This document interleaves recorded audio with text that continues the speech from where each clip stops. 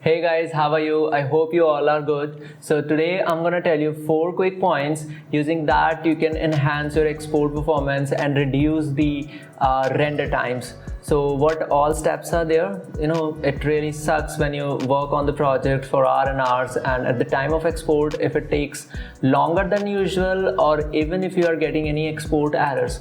So errors could be like error compiling movie or render error, or at the time of export your application might get crashed. So there are few points which we're gonna cover, and you will be able to do those steps within just 5 quick minutes. So let's come on the screen and look at the first thing. What is that? So the first thing we're gonna check is render engine. So there are 2 render engines. The one is software only, the other one is your GPU. So how we'll find, go to File, Project Settings, General.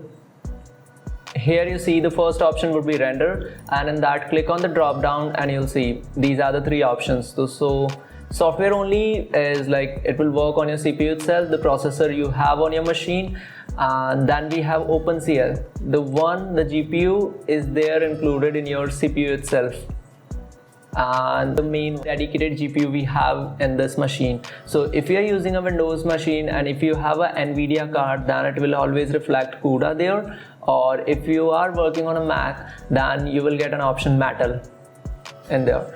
And if you are working on M1 machine, then guys, this option is not for you, because in M1 machine they have their own dedicated graphic cards, so you won't get this option. Even the render option won't be highlighted over there.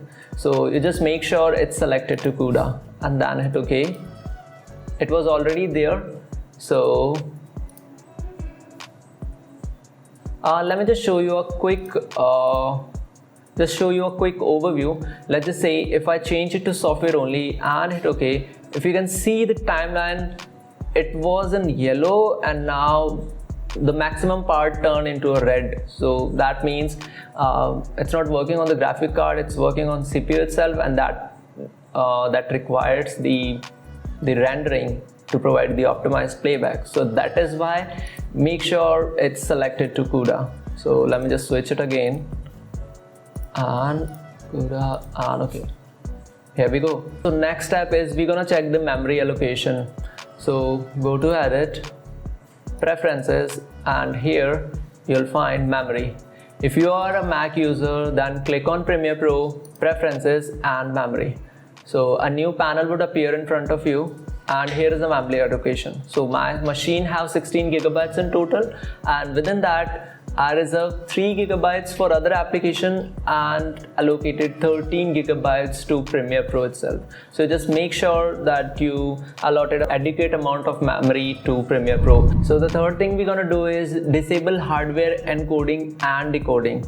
So these options are right here. If you click on the media option, and at the bottom you'll see both options, HEVC hardware encoding and decoding. So both are already disabled because I already performed all these steps on my machine, but you can just make sure all are disabled. If you are working on a Mac machine, you might get a single option over there, because since you do not, if you are on an M1 machine, so you have a dedicated GPU. So these options like Intel and NVIDIA, which are right here, that option would not be there. So if a single one is there, just go ahead and disable it.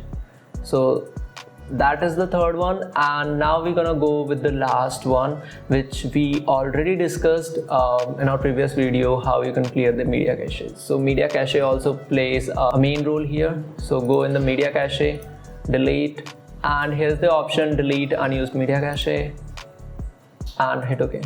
So it's gonna remove unused media caches, and these are the quick steps which you can do within the application, and I guess 5 minutes are good enough to do these steps. Hit OK, and now let's export.